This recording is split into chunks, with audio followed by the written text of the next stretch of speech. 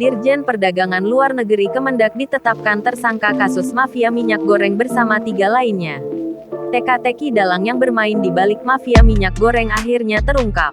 Setidaknya ada 4 orang yang ditetapkan tersangka kasus mafia minyak goreng yang diumumkan dalam jumpa pers, Selasa tanggal 19 April tahun 2022. Video jumpa pers itu diunggah di akun Instagram @kejaksaan.ri.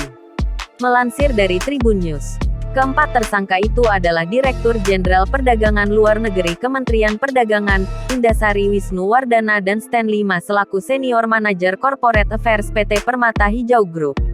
Lalu, Togar Sitanggang General Manager PT Musim Mas dan Komisaris Wilmar Nabati Indonesia Parlindungan Tumanggor.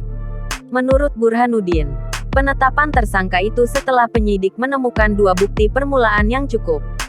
Berdasarkan laporan hasil penyidikan, ditemukan alat bukti permulaan yang cukup, yaitu kami telah memeriksa 19 orang saksi,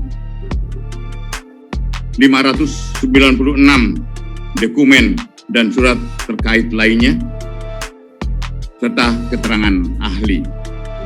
Dalam kasus ini, Burhanuddin menuturkan para tersangka diduga melakukan pemufakatan antara pemohon dan pemberi izin penerbitan ekspor.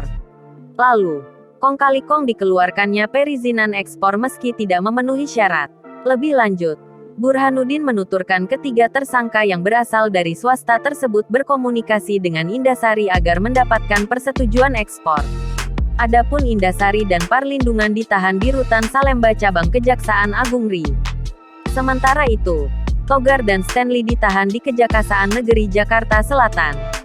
Atas perbuatannya itu, para tersangka disangkakan melanggar pasal 54 ayat 1, huruf A dan ayat 2, huruf A, B, E, dan F Undang-Undang Nomor 7 Tahun 2014 tentang Perdagangan. Keputusan Menteri Perdagangan Nomor 129 Tahun 2022 yaitu Jo Nomor 170 Tahun 2022 tentang penetapan jumlah untuk distribusi kebutuhan dalam negeri dan harga penjualan di dalam negeri.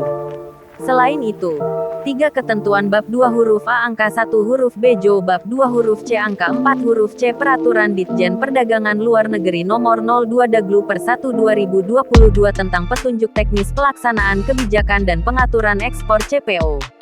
Burhanuddin juga mengatakan bahwa pihaknya akan terus mendalami kasus ini. Kami akan segera dalami ini, dan saya juga akan minta pada Dirdik, para Jampisus, waktu harus segera.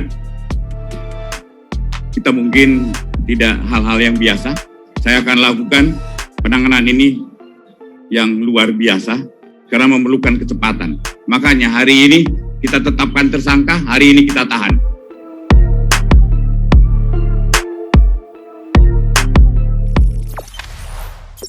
Jangan lupa subscribe, share, komen, dan like ya.